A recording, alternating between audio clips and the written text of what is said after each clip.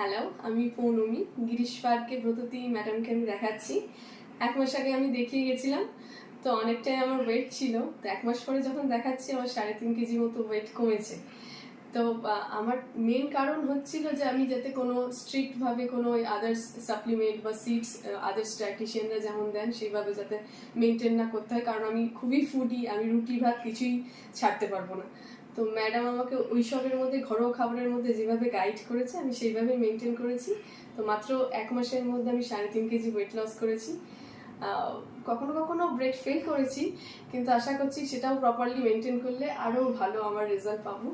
আর Bratati ma'am যেভাবে guide করে যাচ্ছে আমি নিশ্চিত যে আমার হয়তো ওয়েট লস। তোমার একটা ছোট বাচ্চাও আছে। হ্যাঁ, আমার একটা 1.5 বছরের ছোট বাচ্চা আছে, তাকে পুরো সময় দিতে হয়।